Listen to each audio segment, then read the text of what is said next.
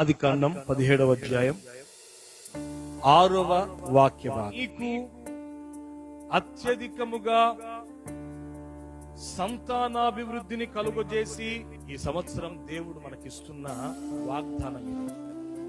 ఆయన ఈ సంవత్సరం మరలా ఆయన మనతో చేస్తున్నటువంటి మరొక వాగ్దానం ఏమిటి అనంటే, దేవుని బిడ్డలారా, ఇదిగో నేను నిన్ను అత్యధికముగా ఫలింపజేస్తాను అంటున్నాడు. ఏమంటున్నాడు? అందరు చెప్పండి. నేను నిన్ను అత్యధికముగా ఫలింపజేస్తాను అంటున్నాడు.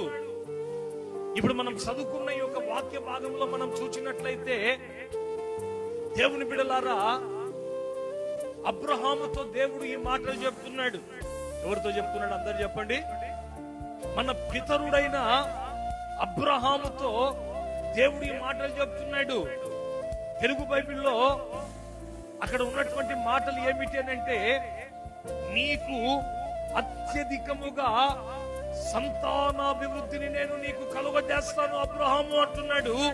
అయితే ఇదే వాక్యాన్ని మనం ఇంగ్లీష్ బైబిల్లో మనం చదివినట్లయితే, ఇంగ్లీష్ తర్జుమాలో మనము చదివినట్లయితే, ఇదే వాక్యాన్ని ఇంగ్లీష్ ట్రాన్స్లేషన్ లో ఏమని వ్రాయబడిందంటే, I will make you exceeding fruitful. I will make you exceeding fruitful అని ఇంగ్లీష్ బైబిల్లో తర్జుమా చేయబడింది ఆ మాటల్ని. అంటే దాని అర్థం ఏమిటి అంటే, దేవుని బిడ్డలారా, అబ్రహాముతో సర్వశక్తి కలిగినటువంటి దేవుడు ప్రత్యక్షమై చెప్తున్నటువంటి మాట ఏమిటి అంటే, ఇదిగో అబ్రహాము, నేను నిన్ను అత్యధికముగా ఫలింపజేస్తాను అని ఆయన వాగ్దానం చేస్తున్నాడు. హల్లెలూయా. చూడండి, ఆ యొక్క అధ్యాయం అంతా మీరు చదువుకుంటూ వెళ్తే, ఆ అధ్యాయంలో 17వ అధ్యాయంలో మీరు కొన్ని విషయాలు మీరు గమనిస్తారు. ఏంటి అనంటే, అది అబ్రహాముకి దేవుడు ఇస్తున్నటువంటి వాగ్దానం మాత్రమే కాదు.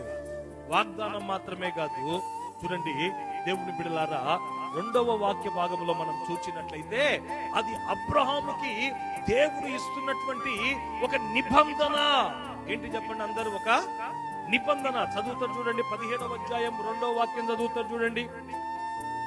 నాకును నీకును మధ్య నా నిబంధనను నేను నియమించి నిన్ను అత్యధికముగా అభివృద్ధి పొందిస్తాను. దేవుని బిడ్డలారా, అది వాగ్దానం మాత్రమే కాదు కానీ అబ్రహాముకి, దేవుని బిడ్డలారా, ఇప్పుడు చదువుకున్న ఆ యొక్క వాక్య భాగంలో రాయబడి ఉన్న మాట ఏమిటి అంటే, అది అబ్రహాముతో దేవుడు చేస్తున్న నిబంధన. ఏంటి చెప్పండి? అబ్రహాముతో దేవుడు చేస్తున్న నిబంధన.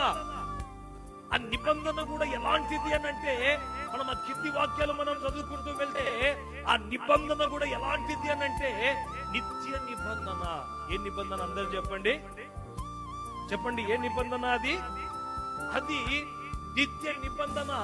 అంత మాత్రమే కాకుండా అది అతనికి మాత్రమే వర్తించదు. ఆ యొక్క నిబంధన, ఆ యొక్క వాగ్దానము, ఆ వాక్య భాగాల్లో మనం ఏం గ్రహిస్తాము అనంటే, తన కుటుంబానికంతటికి కూడా ఆ యొక్క వాగ్దానం, ఆ యొక్క నిత్య నిబంధన అనేది వర్తిస్తుందట.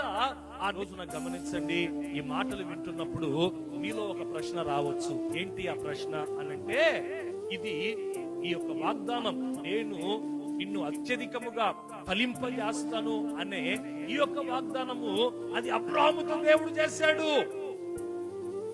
నేను నిన్ను అత్యధికంగా ఫలింపజేస్తాను అనే ఈ యొక్క నిత్య నిబంధన దేవుడు అబ్రహాముతో చేశాడు.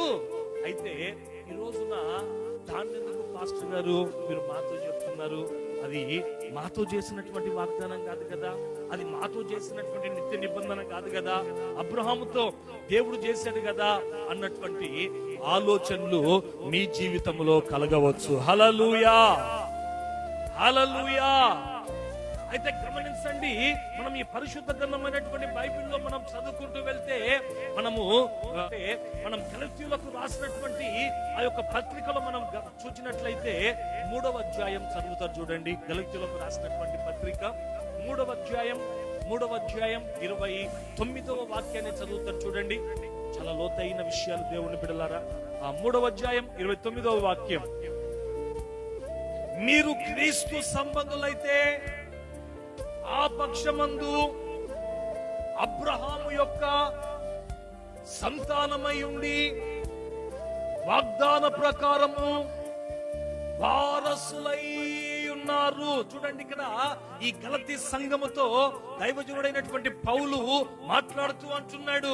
ఆ గలతీ సంఘానికి పత్రిక రాస్తూ, ఆ పత్రిక ద్వారా గలతీ సంఘముతో దైవజనుడు మాట్లాడుతూ ఏమంటున్నాడంటే, ఇదిగో మీరందరూ కూడా సంఘమా క్రీస్తు సంబంధులైతే. హల్లెలూయా, హల్లెలూయా.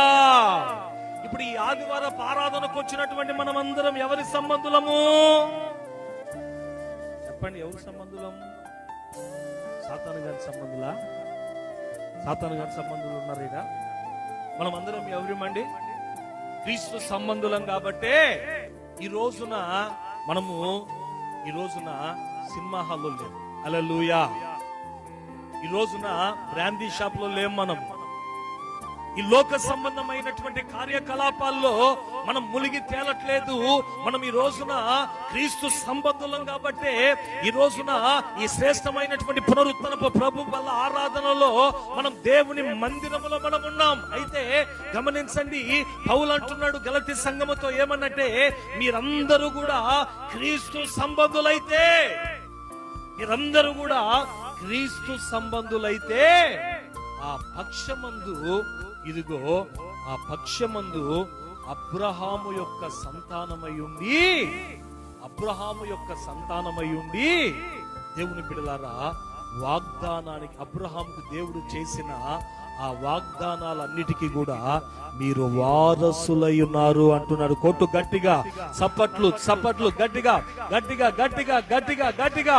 చూడండి, గమనించండి దేవుని బిడ్డలారా, క్రీస్తు సంబంధులైనటువంటి ప్రతి ఒక్కరు కూడా ఎవరు సంతతి వారు అని వాక్యం చెప్తుంది? అబ్రహాము సంతతి వారని వాక్యం చెప్తుంది.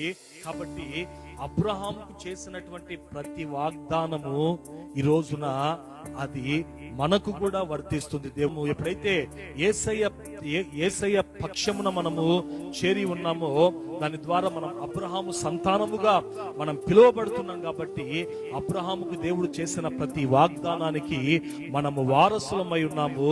దేవుని బిడ్డలారా, ఈ రోజున ఈ శ్రేష్టమైనటువంటి పునరుత్థాన దినమున ఈ 2025వ సంవత్సర ప్రారంభములో నా దేవుడు నాతో, నా దేవుడు మీతో, నా దేవుడు మన సంఘమంతటితో ఆయన చేస్తున్నటువంటి వాగ్దానం ఏమిటి అని అంటే, నిశ్చయముగా నేను మిమ్ములను అత్యధికముగా ఫలింపజేస్తాను అంటున్నాడు. హల్లెలూయా. నేను మిమ్ములను అత్యధికముగా ఫలింపజేస్తాను.